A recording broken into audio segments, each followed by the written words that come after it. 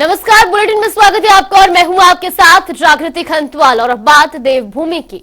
उत्तराखंड में बीजेपी ने लोकसभा चुनाव की तैयारियां तेज कर दी है। भाजपा लोकसभा चुनाव में सक्रियता के मद्देनजर अपने जिला पंचायत सदस्यों का प्रशिक्षण वर्ग रामनगर से शुरू करने जा रही है। आज और कल होने वाले इस शिविर में प्रदेश प्रभारी, प्रदेशाध्यक्ष समेत तमाम शीर्ष पार्टी पदाधिकारियों का विभिन्न सत्रों में मार्गदर्शन मिलने वाला है। इस शिविर में केंद्र से पार्टी के प्रदेश प्रभारी, राष्ट्रीय महामंत्री दुष्यंत कुमार गौतम के साथ प्रदेश अध्यक्ष महेंद्र भट्ट और प्रदेश महामंत्री संगठन अजय समेत पार्टी के वरिष्ठ पदाधिकारी शिरकत करेंगे। सीएम धामी भी प्रशिक्षण वर्ग में शामिल होंगे और प्रशिक्षण वर्ग को संबोधित करेंगे। तो आपको बता दें कि आज से रामनगर में ये प्रशिक्षण कार्यक्रम शुरू किया जाएगा। कुमाऊं के 100 जिला पंचायत सदस्य इसमें शामिल होंगे। साथ ही आपको बता दें कि सीएम पुष्कर सिंह धामी भी इस कार्यक्रम में मौजूद रहेंगे। कुमाऊं के दोनों बीजेपी सांसद भी इस दौरान मौजूद रहेंगे। ढिकुली के रिजॉर्ट में ये प्रोग्राम आयोजित किया जा रहा है, जहां कुमाऊं के 100 जिला पंचायत सदस्य भी इस कार्यक्रम में शामिल होंगे। तो वहीं आपको बता दें कि तमाम भारतीय जनता पार्टी के वरिष्ठ पदाधिकारी इस कार्यक्रम को संबोधित करेंगे और साथ ही साथ मार्गदर्शन भी करेंगे।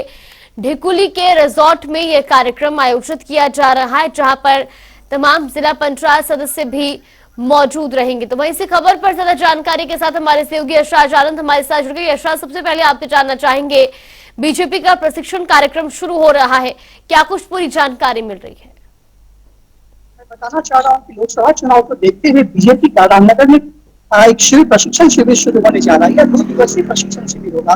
इस प्रशिक्षण शिविर में कार्यकर्ताओं के साथ साथ तमाम पदाधिकारीगण भी मौजूद रहेंगे।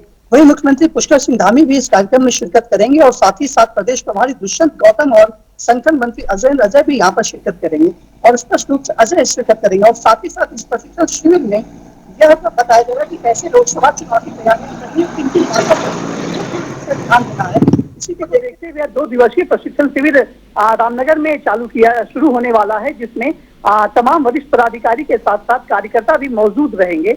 और साथ ही साथ इस प्रशिक्षण शिविर में तमाम 24 के मुद्दे को भी उठाया जाएगा, किस प्रकार से विपक्ष को घेरने की तैयारी की जाएगी। और उत्तराखंड के तमाम 5 सीटों पर, जैसा कि पिछले लोकसभा चुनाव में भी भाजपा ने 5 सीट पर जीत हासिल की थी, इस बार भी किस प्रकार से 5 सीट पर जीत हासिल की जाए, इसका प्लानिंग तैयार किया जाएगा। वहीं कांग्रेस की ओर से लगातार भाजपा को हराने के लिए, लोकसभा चुनाव में भाजपा को हराने के लिए लगातार मुद्दे उठाए जा रहे हैं। वहीं उन मुद्दों को भी ध्यान में रखा जाएगा कि कैसे इन मुद्दों का खंडन किया जाए। और सबसे बड़ी बात है कि कांग्रेस अग्निवीर और अंकिता भंडारी जैसे मुद्दे को उठा रहे हैं, तो जरूर इस प्रशिक्षण शिविर में अंकिता भंडारी और अग्निवीर जैसे मुद्दे पर भी बात की जाएगी। किस प्रकार जो है अंकिता भंडारी और अग्निवीर जैसे मुद्दे को भी उत्तराखंड में जगजाहिर ना होने दिया जाए, क्योंकि अग्निवीर जो है ये नरेंद्र मोदी का एक काफी अच्छा एक कार्यक्रम है, जिसमें ये अग्निवीर के कार्यक्रम के तहत यहाँ पर जो युवा भर्ती होते हैं,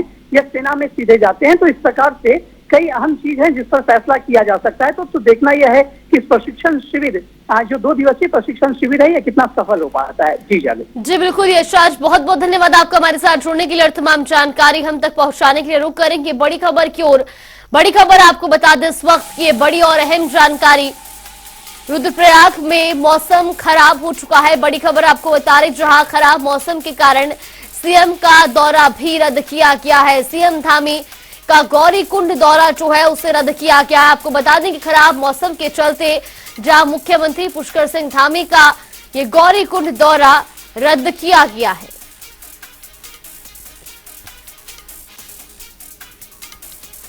तो रुद्रप्रयाग में मौसम खराब होने के चलते मुख्यमंत्री पुष्कर सिंह धामी का दौरा रद्द किया गया। आपको बता दें कि मुख्यमंत्री पुष्कर सिंह धामी गौरीकुंड दौरे पर जाने वाले थे, लेकिन खराब मौसम के चलते उनका ये दौरा रद्द कर दिया गया है। ये बड़ी खबर आपको बता रहे हैं, जहां खराब मौसम के चलते सीएम धामी का गौरीकुंड दौरा रद्द किया गया है।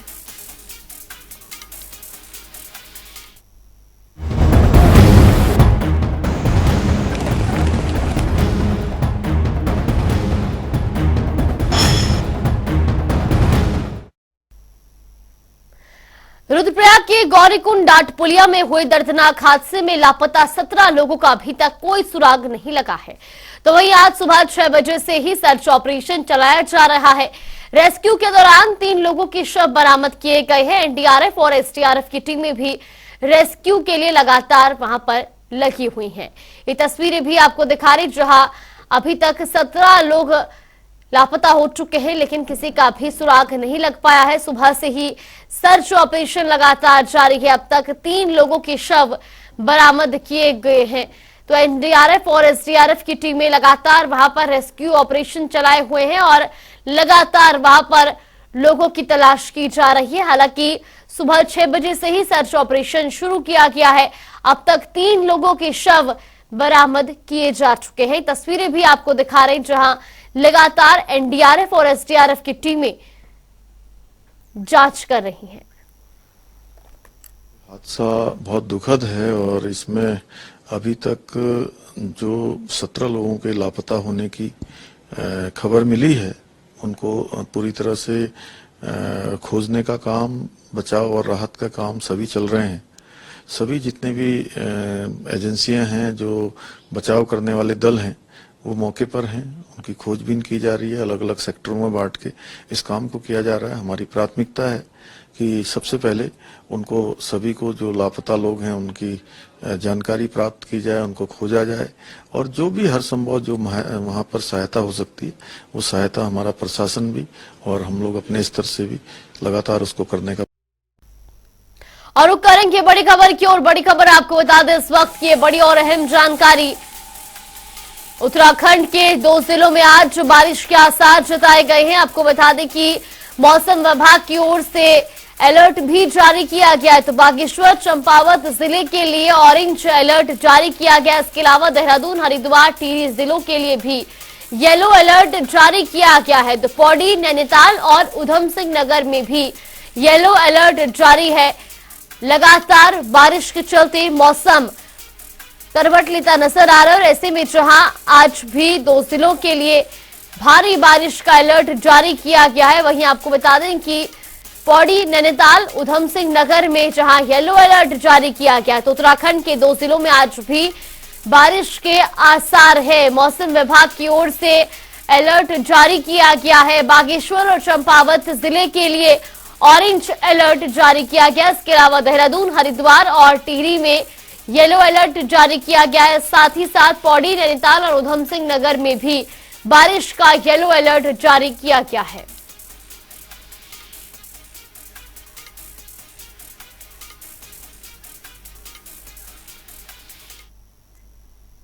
और उठते एक छोटे से ब्रेक के लिए।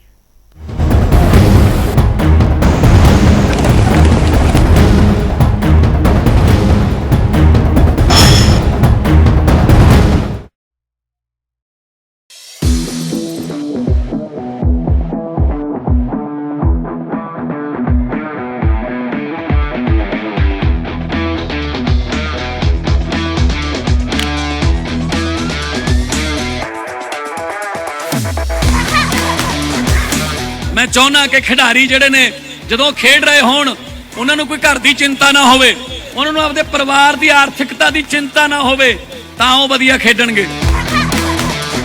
ਬਾਕਸਿੰਗ ਦੇ ਆਧਾਰ ਤੇ ਮੇਰੀ ਬੇਟੀ ਨੇ ਸਾਡੀ ਜ਼ਿੰਦਗੀ ਸਾਰੀ ਬਦਲ ਕੇ ਰੱਖਤੀ। ਨਵੀਂ ਸਰਕਾਰ ਤੋਂ ਸਾਨੂੰ ਆਸ ਆ, ਭਗਵੰਤ ਮਾਨ ਜੀ ਨੇ ਪਿੱਛੇ ਵਤਨ ਪੰਜਾਬ ਗੇਮਾਂ ਕਰਾਈਆਂ, ਸਾਡੇ ਹੀ ਬੱਚਿਆਂ ਦੇ ਮੈਡਲ ਆਏ ਆ, ਕਾਫੀ 11 ਗੋਲਡ ਆਏ ਸਾਡੇ ਹੀ।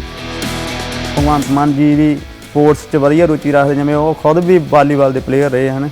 ਸਾਨੂੰ ਆਸ ਆ ਵੀ ਉਹ ਪਲੇਅਰਾਂ ਦੀ ਉਹ ਸਥਿਤੀ ਨੂੰ ਜਾਣਦੇ ਆ ਵੀ ਕਿਵੇਂ ਇੱਕ ਨੋਰਮਲ ਘਰ 'ਚੋਂ ਉੱਠ ਕੇ ਬੰਦਾ ਗੇਮ 'ਚ ਆਉਂਦਾ, ਗਰੋ ਕਰਦਾ।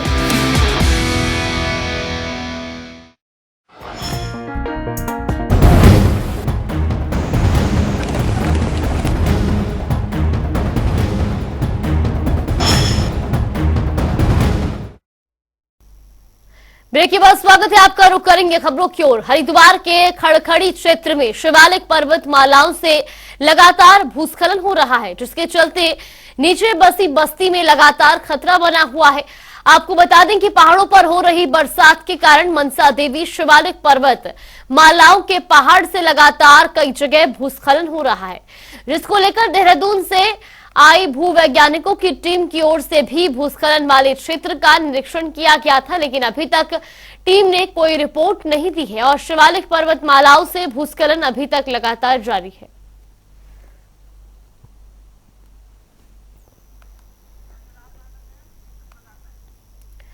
इसी खबर पर ज्यादा जानकारी के साथ हमारे सहयोगी यशराज आनंद हमारे साथ जुड़ गए। यशराज, सबसे पहले आपसे जानना चाहेंगे, लगातार ये तस्वीरें सामने आ रही हैं, शिवालिक पर्वतमालाओं से लगातार भूस्खलन हो रहा है, क्या कुछ एहतियात प्रशासन की तरफ से बरते जा रहे हैं, क्योंकि लोगों के लिए कहीं ना कहीं ये जोखिम भरा है?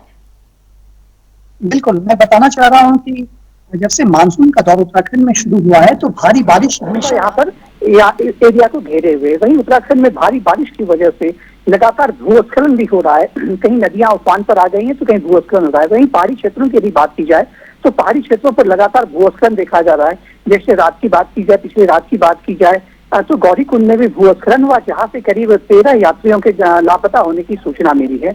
वहीं मुख्यमंत्री पुष्कर सिंह धामी भी लगातार वहां पर दौरा करने के जा रहे थे, लेकिन मौसम खराब होने के कारण वो वहां पर पहुंच नहीं पाए। उसके बाद यदि बात की जाए शिवालिक पहाड़ियों की तो वहां पर भी भूस्खलन का दौर लगातार चल रहा है। तो भूस्खलन को देखते हुए लगातार मौसम विभाग के द्वारा यह सचेत बरता जा रहा है कि मौसम विभाग मौसम विभाग के द्वारा कहा जा रहा है कि लोग जो वहां पर यात्रा करने जा रहे हैं या लोग जो वहां पर रह रहे हैं वो घर से बाहर तभी निकले जब उनकी काफी ज्यादा जरूरत हो, काफी ज्यादा आवश्यकता हो, तभी वो घर से बाहर निकले। वहीं एसडीआरएफ और एनडीआरएफ की टीम को तैनात कर दिया गया है और तैनात टीम को यह बताया गया है कि वो 24 घंटे तैयार रहें, तत्पर रहें, ताकि यदि लोगों को कोई परेशानी आ जाती है, यात्रियों को परेशानी होती है, वहां के निवासियों को कोई परेशानी होती है तो तुरंत इस पर कार्रवाई करें। वहीं अधिकारियों को भी यह साफ दिशा निर्देश दिया गया है कि अधिकारी भी है वो अपने फोन को स्विच ऑफ ना करें। अधिकारी वर्ग अपने फोन को हमेशा अलर्ट मोड में रखें और कॉल आने पर तुरंत उसको रिसीव करके वहां बात करें और वहां पर राहत सामग्री पहुंचाएं। और यदि बात की जाए स्वास्थ्य व्यवस्थाओं की तो स्वास्थ्य व्यवस्था को भी सुदृढ़ करने के लिए स्वास्थ्य सचिव जो है वो लगातार डॉक्टर राजेश कुमार वो लगातार वहां पर डॉक्टरों की टीम निगरानी में भेज रहे हैं और साथ ही साथ यहाँ पहाड़ी क्षेत्रों पर मैदानी क्षेत्रों से डॉक्टरों की टीम को रवाना की गई है। साथ ही साथ नर्स की भी टीम को यहाँ पर रवाना कर दी गई है ताकि यदि वहां पर कोई दिक्कत हो तो वहां पर तुरंत इसका जल्द इलाज हो सके। साथ ही साथ पहाड़ी क्षेत्रों से मैदानी क्षेत्रों से अस्पतालों में लाने की भी सुचारू व्यवस्था की जा रही है। तो इस प्रकार यदि नजर डाली जाए ओवरऑल तो सारी तरीके से लगातार यहाँ प्रशासन अलर्ट मोड पर है और वहीं आपदा प्रबंधन केंद्र पर भी लगातार निगरानी रखी जा रही है। लगातार मुख्यमंत्री पुष्कर सिंह धामी आपदा केंद्र जा रहे हैं और वहां से सभी से संपर्क करने का प्रयास कर रहे हैं और संपर्क करने के साथ साथ अधिकारियों को भी दिशा निर्देश दे रहे हैं कि अधिकारी अपने अपने काम पर अडिग रहें, डटे रहें। वो ये अभी ना सोचें कि अभी वो अभी यह ना सोचें कि उनकी काम समाप्त हो गई है, बल्कि उनका काम अभी और बढ़ रहा है क्योंकि लगातार भूस्खलन की घटनाएं बढ़ती ही जा रही है। जी यादव जी बिल्कुल यशराज, ये भी जानना चाहेंगे जिस तरीके से लगातार प्रदेश के कई इलाकों में बारिश का दौर जारी है, कई जगहों पर भूस्खलन की खबरें सामने आ रही है, ऐसे में जो तस्वीरें हमें देखने को मिल रही हैं वहां पर भी भूस्खलन का दौर जारी है। प्रशासन की तरफ से क्या कुछ कदम उठाए गए और खास तौर पर जो लोग इस भूस्खलन की या वहां पर जो जल जमाव हो रहा है उसकी चपेट में आ रहे हैं उनको वहां से कहाँ शिफ्ट कराया जा रहा है, किस तरीके से प्रशासन उनकी मदद कर रहा है? जी बिल्कुल, मैं बताना चाह रहा हूं कि जहां पर भूस्खलन हो रहा है सबसे पहली बात तो वहां पर पहले ही सचेत कर दिया गया था लोगों को कि वो अपने अपने जगह को छोड़ दें, वहां से दूसरी जगह शिफ्ट हो जाएं। और जहां पर ऐसी संभावना नहीं थी लेकिन वहां पर भूस्खलन हो गया है तो वहां पर तुरंत एसडीआरएफ एनडीआरएफ की टीम तैनात हो गई है और साथ ही साथ ऐसे सड़क जो बंद पड़े हैं वहां पर तुरंत जेसीबी बुला करके इस मलबे को हटाने का प्रयास किया जा रहा है। साथ ही साथ सरकार के द्वारा राहत कैंप में लोगों को बताया जा रहा है जो वहां से जहां पर भूस्खलन हुआ वहां से काफी दूरी पर राहत केंद्र बसाया गया है। साथ ही साथ लोगों को ले जाने और लाने के लिए सरकारी गाड़ी की सुविधा दी गई है ताकि लोग सुरक्षित उन राहत कैंप में जा सके और उनके तमाम रहने खाने और उनके पीने की स्वच्छ पानी पीने की सारी व्यवस्थाएं की गई है। तो इस प्रकार सरकार की तरफ से तमाम सारी व्यवस्थाएं ऐसी की गई है जो राहत सामग्री में पर्याप्त होनी चाहिए। और साथ ही साथ लगातार डॉक्टरों की टीम को भी तैनात कर दिया गया है। राहत कैंप में भी डॉक्टर की टीम को लगातार सर्वेक्षण के लिए भेजा जा रहा है, वहां पर जा रहे हैं ताकि कहीं किसी को कोई परेशानी ना हो। क्योंकि बारिश के समय क्या हो जाती है, बारिश के बाद यदि भूस्खलन होता है तो बहुत सारी मानसिक स्थिति भी लोगों की थोड़ी सी खराब हो जाती है, लोग डरे सहमे रहते हैं।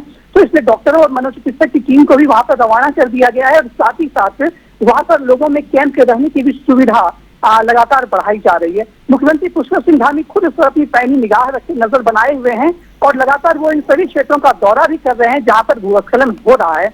और वही भूस्खलन क्षेत्र पर जी जी बिल्कुल यशराज, बहुत बहुत धन्यवाद आपको हमारे साथ जुड़ने के लिए और तमाम जानकारी हम तक पहुंचाने के लिए। वही खबरों में आगे बढ़ेंगे जहां देहरादून में महिला सशक्तिकरण एवं बाल विकास मंत्री रेखा आर्य ने विभागीय अधिकारियों के साथ समीक्षा बैठक की।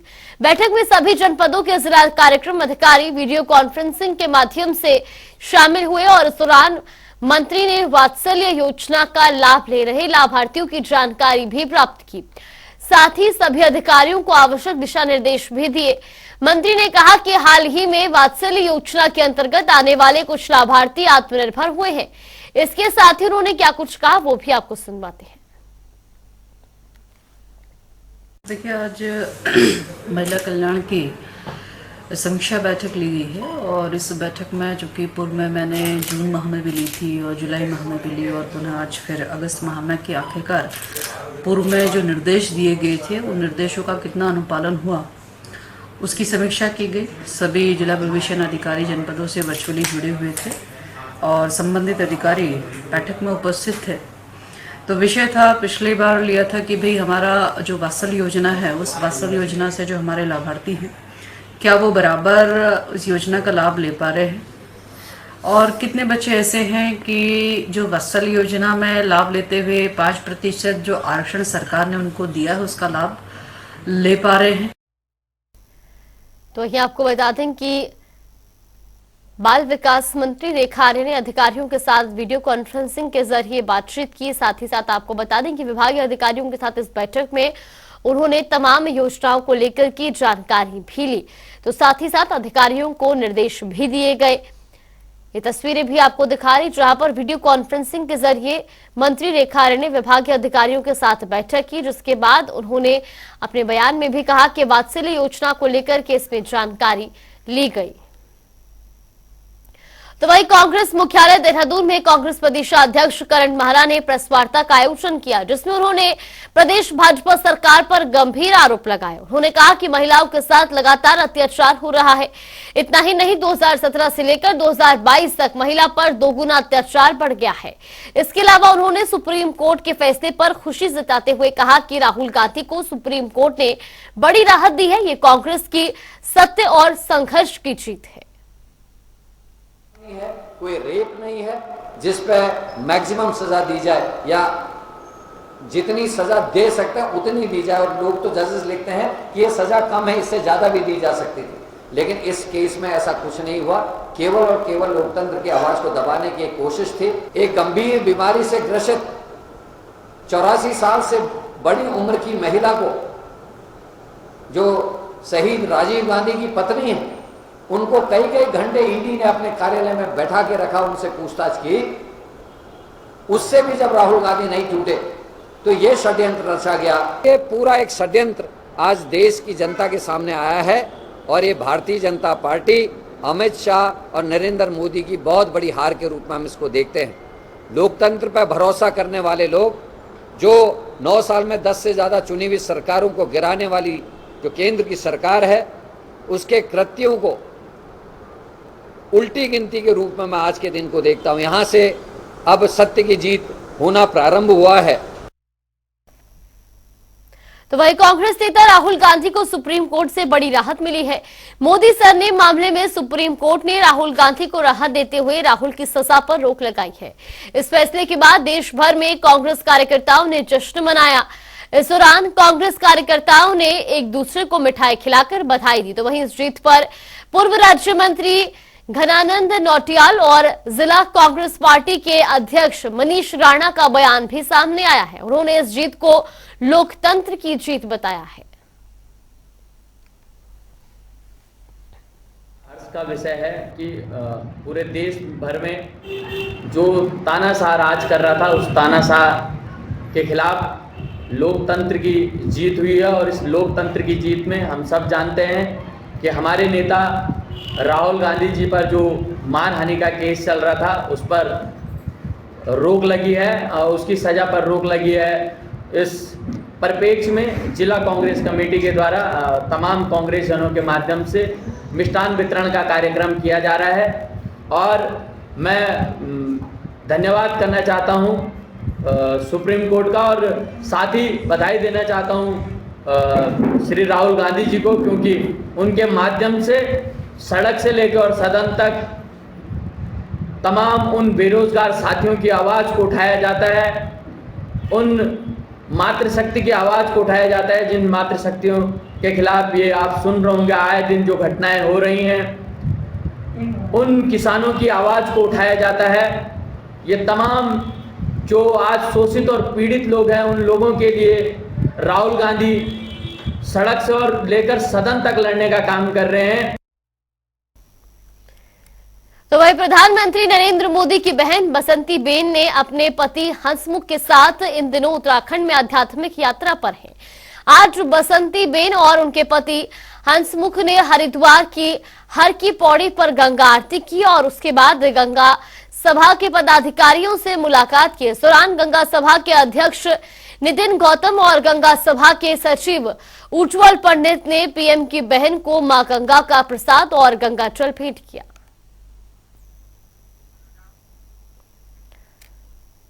तो हरिद्वार में जिला महानगर कांग्रेस कमेटी की ओर से देवपुरा चौक पर सरकार के खिलाफ प्रदर्शन किया गया। इस दौरान कांग्रेस ने पुतला फूंककर विरोध जताया। तो वही कांग्रेस के महानगर अध्यक्ष सतपाल ब्रह्मचारी ने कहा कि पथरी क्षेत्र में भाजपा नेता की ओर से महिला की अश्लील हरकत की गई है, जिससे पूरे इलाके में गुस्से का माहौल है। उन्होंने राज्य में लचर कानून व्यवस्था की भी बात कही। इसके साथ ही कांग्रेस नेता मुरली मनोहर ने कहा कि डबल इंजन सरकार में महिलाओं के साथ गलत हो रहा है। अगर ऐसी घटनाओं पर लगाम नहीं लगी तो बड़ा आंदोलन किया जाएगा। केवल हरिद्वार ग्रामीण क्षेत्र में नहीं, ये घटना तो हुई पूरे देश में, जहां जहां भी महिला अत्याचार के किस्से आ रहे हैं, उसमें भारतीय जनता पार्टी के नेता इन्वॉल्व होए जा रहे हैं। इससे बड़ी दुख की बात यह है कि प्रशासन और शासन जो भारतीय जनता पार्टी का उनको बचाने का कांड कर रहा है। चाहे अंकिता कांड हो, चाहे ये कांड हो, कोई भी कांड कहीं हुआ तो उसके पीछे भारतीय जनता पार्टी के लोग उसमें उनको शह दी हुई है और इस काम को पूरे देश में बढ़ावा दे रहे हैं। ये जो मिजोरम में वहाँ पर हुआ अभी घटनाक्रम मणिपुर में, हरिद्वार में आई फ्लू के मरीजों की संख्या दिन प्रतिदिन बढ़ती जा रही है, जिसके कारण अस्पतालों में भारी भीड़ लगी है। तो वही डॉक्टरों का कहना है कि इसके वायरस एक दूसरे से फैल रहे हैं और इसलिए इससे पीड़ित व्यक्ति को सफाई का विशेष ध्यान रखना पड़ता है। साथ ही एक दूसरे से हाथ ना मिलाने और किसी ऐसी वस्तु जिसे अन्य लोग यूज करते हो उसको ना छूना और साथ ही चश्मे का प्रयोग करने की भी सलाह दी है। चलिए बुलेटिन में फिलहाल के लिए बस इतना ही। आप बने रहिए हमारे साथ। नमस्कार।